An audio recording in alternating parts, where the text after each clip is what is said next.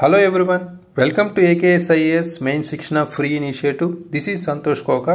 ఈ రోజు మనం క్వశ్చన్ చూసే ముందు ఒక స్మాల్ అనౌన్స్మెంట్ చూద్దాం. APPSC group 1 Telugu medium offline live online classes అనేవి స్టార్ట్ చేయబడ్డాయి. ప్రిలిమ్స్ మెయిన్స్ బ్యాచ్ సంబంధించి పూర్తి సిలబస్ కవరేజ్తో రాష్ట్ర స్థాయి అధ్యాపకులతో మెటీరియల్ ఇవ్వబడే విధంగా టెస్ట్ సిరీస్ అనేవి నిర్వహించబడుతుంది. సో దీనికి సంబంధించిన ఇతర వివరాల కోసం ఈ ఫోన్ నెంబర్స్కి సంప్రదించండి. Thank you very much. Next main సెక్షన్కి సంబంధించి పరిపాలన అనే క్వశ్చన్తో ఈరోజు మనం స్టార్ట్ చేద్దాం. Question for 6th September 2024. Examine the impact of the One Nation One Ration Card scheme on migrant workers' welfare. How can it be further strengthened to ensure food security for all? ఇక్కడ question చూడగానే మనం 3 steps అనేవి follow అవుతున్నాం. First step question reading. ఒక్క నిమిషంలో మనకి క్వశ్చన్లో ఉన్న ముఖ్యమైన కీవర్డ్స్ క్వశ్చన్ ట్యాగ్స్ అనేవి అర్థం చేసుకోవాలి. రైట్. టాపిక్ ఏంటి ఇక్కడ? One nation one ration card scheme. Right. So next question tags ఏంటి అనేది ఎగ్జామైన్ అనేది హౌ అనేది క్వశ్చన్ ట్యాగ్స్. ఇక్కడ ఎన్ని పార్ట్స్లో ఇచ్చారు? 2 పార్ట్స్లో ఇచ్చారు. మొదటికి మనం వలస కార్మికుల సంక్షేమంపై ఒకే దేశం ఒకే రేషన్ కార్డు పథకం ప్రభావాన్ని పరిశీలించండి అనేది మొదటి పార్ట్ అయితే, అందరికీ ఆహార భద్రత ఉండేలా దీన్ని మరింత బలోపేతం చేయడం ఎలా అనేది సెకండ్ పార్ట్గా ఇచ్చారు. ఇక్కడ కీవర్డ్స్కి వచ్చేసరికి ఇంపాక్ట్ అనేది వెరీ మచ్ ఇంపార్టెంట్ కీవర్డ్. ఇది ప్రభావం అనేది. ఇక్కడ ప్రభావానికి సంబంధించి ఎలా రాయాలి అనేది కూడా ఇక్కడ మనం చూసుకోవాలి. రైట్. సో ప్రభావాలు పాజిటివ్స్, సానుకూల, ప్రతికూల అనేవి కూడా మనం రాయాలి ఇక్కడ. రైట్. నెక్స్ట్ మనం కీవర్డ్స్కి వచ్చేసరికి ముఖ్యంగా నెక్స్ట్ నీడెడ్ మెజర్స్, తీసుకోవాల్సిన చర్యలు అనేవి సెకండ్ పార్ట్లో అడిగారు. అంటే ఎగ్జామైన్ కీవర్డ్లో మనం చేయాల్సింది ఏంటి? ఆల్రెడీ ఎగ్జామినర్కి కొంత ఇన్ఫర్మేషన్ తెలుసు, కానీ మనం కొన్ని యూనిక్ డీటెయిల్స్ అనేవి ఇవ్వాల్సి వస్తుంది ఇక్కడ. రైట్. సో అయితే ఇక్కడ పాజిటివ్స్ నెగిటివ్స్ చెప్తూ ఎగ్జాంపుల్స్, ఫ్యాక్ట్స్, రిపోర్ట్స్ లాంటివి మనం యాడ్ చేయాలన్నమాట. రైట్. అది ఇక్కడ ఇంపార్టెంట్. నెక్స్ట్ మనం బ్రెయిన్ స్టార్మింగ్కి వస్తే ఒక్క నిమిషంలో ఈ పర్టికులర్ సబ్జెక్ట్ టాపిక్కి సంబంధించి ఇంపార్టెంట్ కీవర్డ్స్ ఏమున్నాయో అర్థం చేసుకోవాలి.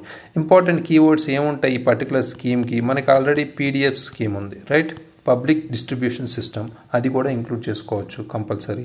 కొన్ని చట్టాలు, అదేవిధంగా పథకాలు, పాలసీ విధానాలకు సంబంధించి మనం మాట్లాడుకుంటే ఇక్కడ compulsory national food security act అనేది కూడా మనం ఇంక్లూడ్ చేసుకోవచ్చు. రైట్. సో ఇవి మనకు మేజర్గా ఇంపార్టెంటే. అదేవిధంగా కొన్ని ఆర్టికల్స్ను కూడా మనం లింక్ చేసుకోవచ్చు. ఎందుకంటే మనకి ఈ ఫుడ్ సెక్యూరిటీ, ఆహార భద్రత లేదా హక్కు అనేది మనం ఇక్కడ తీసుకోవచ్చు. రైట్. ఆహార భద్రత హక్కు. ఈ హక్కు అనేది డైరెక్ట్గా మనకి రాజ్యాంగంలో ఇవ్వలేదు, కానీ మనం as a article 21 right to live అనే దాని మీద మనం తీసుకుంటే రైట్ టు లైఫ్ అనేది. రైట్. సో అది దాని మీద మనం ఇంక్లూడ్ చేసుకోవచ్చు. నెక్స్ట్ మనం చూసుకుంటే మనకున్న గ్లోబల్ హంగర్ ఇండెక్స్ లాంటి రిపోర్ట్స్ కానీ ఇండెక్సెస్ కానీ ఇక్కడ తీసుకుంటే గ్లోబల్ హంగర్ ఇండెక్స్తో పాటు నీతి ఆయోగ్ రిపోర్ట్ కావచ్చు, లేదా కాగ్ రిపోర్ట్ కావచ్చు, లేదా WPH అనే రిపోర్ట్ కావచ్చు. రైట్. ఫుడ్ WPHకి సంబంధించి మనం వరల్డ్ ఫుడ్ ప్రోగ్రామ్కి సంబంధించి WFP సంబంధించి రిపోర్ట్స్ కావచ్చు. ఇవి కూడా మనం ఇంక్లూడ్ చేసుకోవచ్చు. అదర్ దెన్ దట్ మనకి ఇంకా మనకున్న ఆధార్ లింక్కి సంబంధించి లేదా డిజిటలైజేషన్ సంబంధించి ఎగ్జాంపుల్స్ కూడా లింక్ చేసుకోవాలి.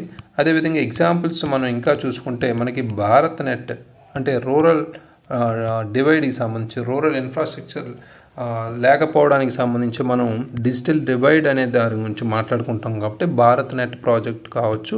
అదేవిధంగా మనం SDG 2వ గోల్ను కూడా ఇక్కడ లింక్ చేసుకోవచ్చు, జీరో హంగర్కి సంబంధించి. రైట్. సో ఈ ఇంపార్టెంట్ కీవర్డ్స్ మనకి ఆన్సర్లో ఉండేలా మనం చూసుకోవాలి. అదే ముఖ్యం.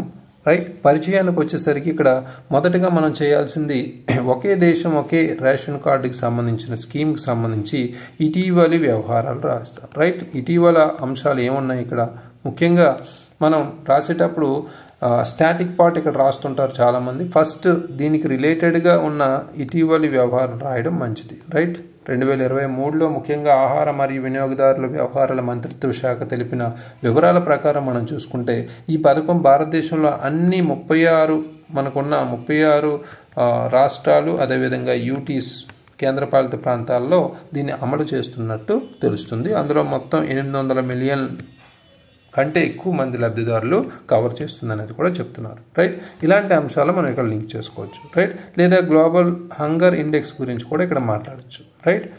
సో నెక్స్ట్ మనం స్టాటిక్ బ్యాక్గ్రౌండ్ నేపథ్యంలో మనం మాట్లాడుకుంటే నేపథ్యం గురించి మాట్లాడుకున్నప్పుడు కంపల్సరీ ఇక్కడ దాన్ని ఎప్పుడు ప్రవేశపెట్టారు 2019లో, అదేవిధంగా దాని లక్ష్యం ఏంటి, ఇలాంటివన్నీ మనం ఇక్కడ రాస్తాం, రైట్. సో అవి కంపల్సరీ ఇక్కడ చూసుకోవాలి. ఈ పథకం పబ్లిక్ డిస్ట్రిబ్యూషన్ సిస్టమ్ ఏదైతే ఉందో దాంట్లో లీకేజీని తగ్గించి ఆహార భద్రతను నిర్ధారించే విధంగా ముందుకు వెళ్తుంది అనేది కూడా అందరికీ తెలిసిందే, రైట్. ముఖ్యంగా వలస కూలీలను వారి స్థానిక రాష్ట్రాల నుంచి బయట ఉన్న సమయంలో ఆహార ధాన్యాలను పొందడంలో ఎదుర్కొనే సమస్యలను పరిష్కరించడానికి లక్ష్యంగా పెట్టుకుంది కాబట్టి అది ఇక్కడ సింపుల్గా రాస్తాం, రైట్. నెక్స్ట్ నిర్మాణంలోకి వచ్చేసరికి మనం ఇంపాక్ట్ అనే కీవర్డ్ ఏదైతే ఉందో దానికి సంబంధించి ఫస్ట్ సానుకూల ప్రభావాలు అనేవి ఇక్కడ రాస్తాం. సానుకూల ప్రభావాల్లో మనం ముందుగా చూసుకుంటే వలస కూలీలకు ఆహార భద్రత అనేది పెంచుతున్నారు, రైట్. వలస కూలీలకు ఆహార భద్రత అనేది పెరగడం జరుగుతుంది ఈ స్కీమ్ తర్వాత. అది ఇక్కడ మనం చెప్తాం. అంటే నార్మల్గా చెప్తే అది జనరల్గా మనం పాయింట్ రాస్తాం, బట్ కొన్ని ఫ్యాక్ట్స్ అనేవి మనం కంపల్సరీ ఉంటాం. దాదాపు 90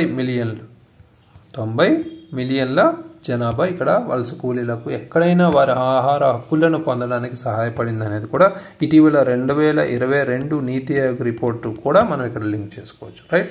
ఆల్మోస్ట్ 80% లబ్ధిదారులు ప్రయోజనం పొందుతున్నారు అనేది కూడా చెప్పారు, రైట్.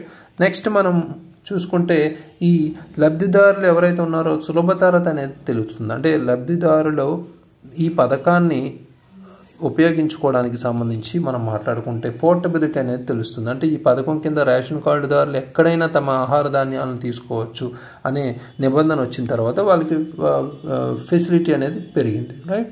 ఇది కూడా మనకి ఇంపార్టెంట్ పాయింటే. నెక్స్ట్ మనం చూసుకుంటే పీడిఎస్ వ్యవస్థలో పెరిగిన సామర్థ్యం కూడా మనం చెప్పుకోవచ్చు. అంటే పబ్లిక్ డిస్ట్రిబ్యూషన్ సిస్టంలో ఎఫిషియన్సీ అనేది పెరిగింది అనేది ఇక్కడ చెప్పుకోవచ్చు. ఆధార్ రేషన్ కార్డు లింకులు అనేది ఇక్కడ మనం రాయొచ్చు. ఆధార్కి రేషన్ కార్డుకి లింక్ అనేది ఏదైతే ఉందో దాంతోపాటు డిజిటలైజేషన్ అనేది జరుగుతుంది.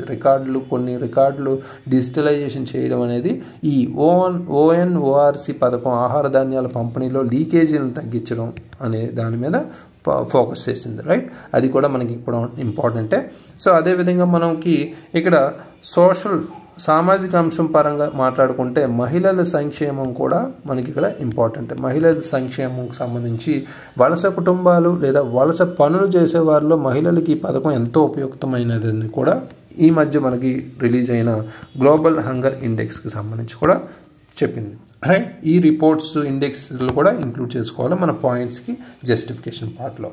నెక్స్ట్ ప్రతికూల ప్రభావాలు అనేది మనం ఇక్కడ చెప్తాం. ప్రతికూల ప్రభావాలకు సంబంధించి మాట్లాడుకుంటే నెగిటివ్ పాయింట్స్ అనేవి మాట్లాడుతాం. ఇప్పుడు ఇక్కడ ముఖ్యంగా మనం మాట్లాడుకోవాల్సింది గ్రామీణ పట్టణ వ్యత్యాసాలకు సంబంధించి మొదటగా చెప్పుకుంటే డిజిటల్ డివైడ్ అనేది చెప్తాం ఇప్పుడు, రైట్. డిజిటల్ విభజన ఎందుకు ఎక్కువగా గ్రామీణ ప్రాంతాల్లో ముఖ్యంగా చాలా సవాళ్ళు ఎదుర్కొంటున్నారు. ఈ గ్రామీణ ప్రాంతాల్లో 30% కుటుంబాలు సరైన ఇంటర్నెట్ కనెక్టివిటీ లేకపోవడం కూడా ఒక సమస్య. అంటే కేవలం 70% మంది మాత్రమే కనెక్టివిటీ అనేది ఉంది, net connectivity, right. So next point మనం చూసుకుంటే ఫెయిర్ ప్రైస్ షాప్స్ ఏదైతే ఉందో మనకి ఫెయిర్ ప్రైస్ షాప్స్ మనకి సరసమైన ధరల దుకాణాలు ఏవైతే ఉన్నాయో FPSs అంటాం. కొన్ని రాష్ట్రాల్లో ముఖ్యంగా మనకి బీహార్ కావచ్చు లేదా మనకున్న జార్ఖండ్ కావచ్చు, ఇలాంటి రాష్ట్రాల్లో మనకి ముఖ్యంగా ఈ యంత్రాలు మనకి పాయింట్ ఆఫ్ సేల్ యంత్రాలు మిషన్స్ ఏవైతే ఉన్నాయో సరిగ్గా పనిచేయకపోవడం వల్ల ట్రాన్సాక్షన్ ఇష్యూస్ అయితే జరుగుతున్నాయి.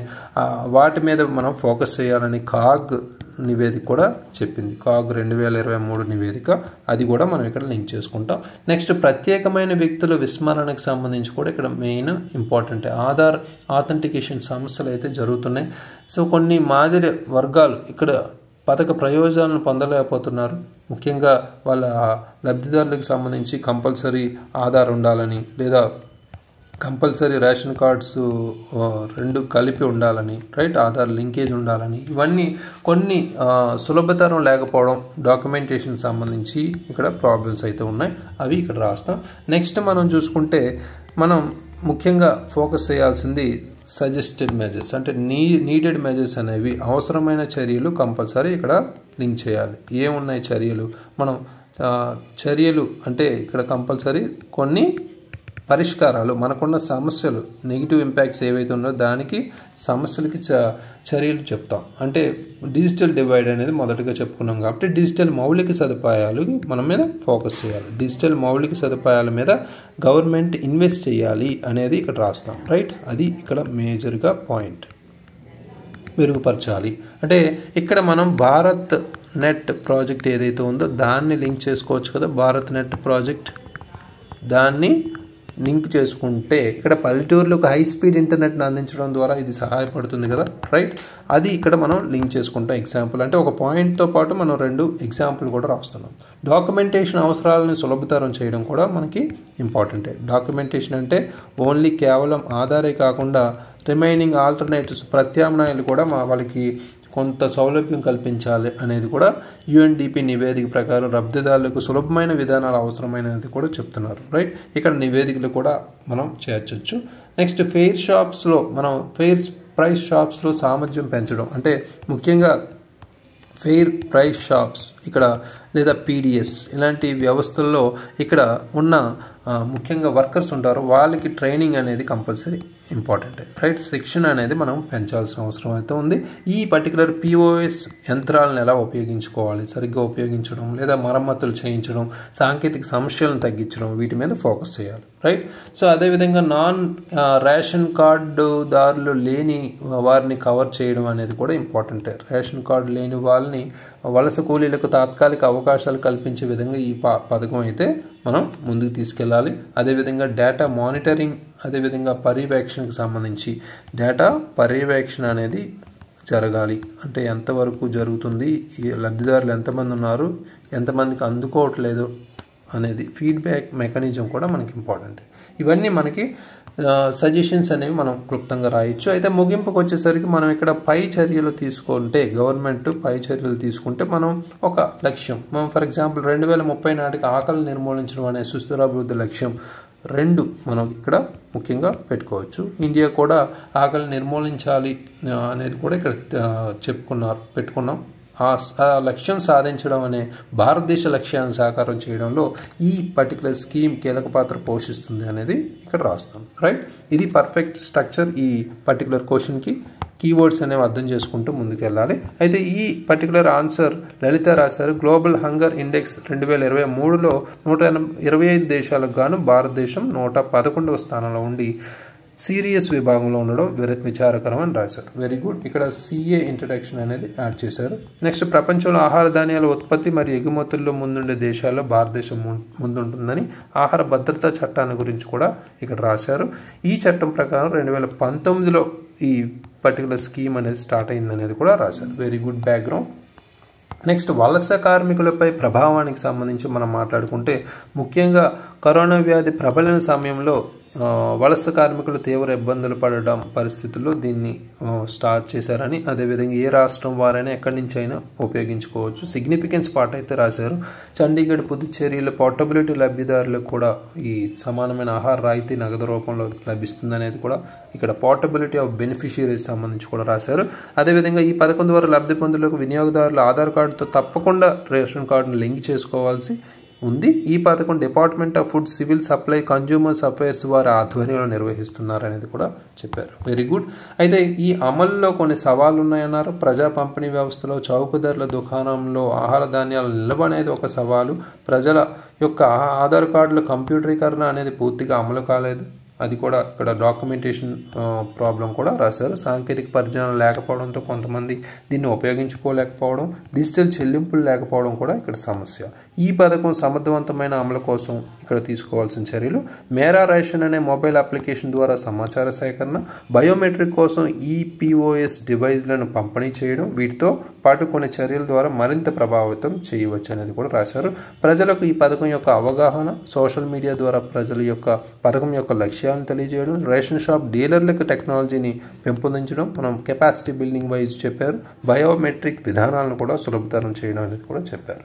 ఫైనల్గా ఇక్కడ 2030 నాటికి ఆకలి నిర్మూలించే దిశగా వెళ్ళడానికి, పేదరికం తగ్గించే విధంగా ఈ పథకాన్ని సుస్థిరాభివృద్ధి లక్ష్యం 1, 2 కూడా లింక్ చేసుకున్నారు. Very good connection. ఇది మనకి మేజర్గా మన లక్ష్యాలను కనెక్ట్ చేసే భవిష్యత్తును ఉద్దేశించి కంక్లూజన్లో రాయాలి. Right, very good.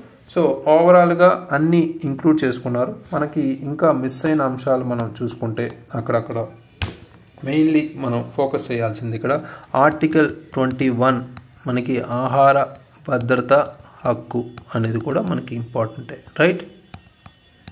అది కూడా లింక్ చేసుకోవచ్చు. దాంతోపాటు మనకి కొన్ని రిపోర్ట్స్, నీతి ఆయోగ్ రిపోర్ట్ కావచ్చు, కాగ్ రిపోర్ట్ కావచ్చు, లేదా వరల్డ్ ఫుడ్ ప్రోగ్రామ్ రిపోర్ట్ కావచ్చు, ఇలాంటివి అక్కడక్కడ లింక్ చేయడం అవసరం. కొన్ని ఇన్ఫర్మేషన్ అంటే మనకి ఫ్యాక్చువల్ ఇన్ఫర్మేషన్ అనేది ఇంక్లూడ్ చేయాల్సిన అవసరం అయితే ఉంది, రైట్? సో అది కంపల్సరీ ఇంక్లూడ్ చేయాలి. దాంతోపాటు మనకి ఇంకా మనం ముందుకెళ్తే ఎస్డిజి గోల్ అయితే ఇంక్లూడ్ చేశారు. అదేవిధంగా మనకున్న ఎన్ఎఫ్ఎస్ఏ చట్టాన్ని కూడా లింక్ చేసుకున్నారు. సో మేజర్గా ఉండాల్సిన అవే కీవర్డ్స్. దాంతోపాటు మనకి భారత్ నెట్ అనేది డిజిటల్ సంబంధించి మనం ఇక్కడ మాట్లాడుకోవచ్చు. భారత్ నెట్ ప్రాజెక్ట్కి సంబంధించి మాట్లాడచ్చు. ఆధార్ లింకింగ్ గురించి కూడా చెప్పారు. గ్లోబల్ హంగర్ ఇండెక్స్ కూడా చెప్పారు. Very good. ఓవరాల్గా అన్నీ ఇంక్లూడ్ చేసుకున్నారు. ఇక్కడ పీడిఎస్ వ్యవస్థకి సంబంధించి కూడా లింక్ చేశారు ఓవరాల్గా, రైట్? సో ఈ ఆన్సర్కి మనం ఇక్కడ ముఖ్యంగా ఫోకస్ చేయాల్సింది ఈ క్వశ్చన్లో ఉన్న కీవర్డ్స్ని ఫాలో అయ్యేలా చూడండి. ఎందుకంటే ఇక్కడ ప్రభావాలకు ఇచ్చాడు కాబట్టి ఇక్కడ ఛాలెంజెస్, సవాళ్ళు కాకుండా మనం ఇక్కడ కంపల్సరీ ఇక్కడ పాజిటివ్స్ అండ్ నెగిటివ్స్ అనేది దాని మీద తీసుకోండి, రైట్? సానుకూల ప్రభావాలు, ప్రతికూల ప్రభావాలుగా తీసుకోండి, సరిపోతుంది, రైట్? సో ఓవరాల్గా ఈ ఆన్సర్కి మనం హోలిస్టిక్గా ఈ ఆన్సర్కి మనం 5.5 out of 10 మార్క్స్ అయితే ఇవ్వచ్చు. Very good. ఓవరాల్గా పర్ఫెక్ట్గా రాశారు, అన్నీ ఇంక్లూడ్ చేసుకున్నారు. సో ఇంకా కొన్ని ఫ్యాక్ట్స్ అయితే మిస్ అయ్యాయి, అవి చూసుకోండి, రైట్? సో అయితే మెయిన్ శిక్షణ free initiative day 60 question for 7th September 2024 critically assess the impact of Kaleshwaram lift irrigation project on Telangana's agricultural economy. How has it influenced cropping patterns and water management? Telangana వ్యవసాయ ఆర్థిక వ్యవస్థపై కాళేశ్వరం ఎత్తిపోతల project ప్రభావాన్ని విమర్శనాత్మకంగా అంచనా వేయండి. ఇది పంటల నమూనాలను, నీటి నిర్వహణను ఎలా ప్రభావితం చేసిందని ఇచ్చారు. సబ్జెక్ట్ తెలంగాణ ఆర్థిక వ్యవస్థకు సంబంధించి చాలామంది అడుగుతున్నారు కాబట్టి తెలంగాణకు సంబంధించి కూడా కొన్ని క్వశ్చన్స్ అయితే మధ్యలో తీసుకుందాం. సో అయితే దీనికి సంబంధించిన ఆన్సర్ AKS యాప్లో అప్లోడ్ చేయండి. Thank you very much. All the very best.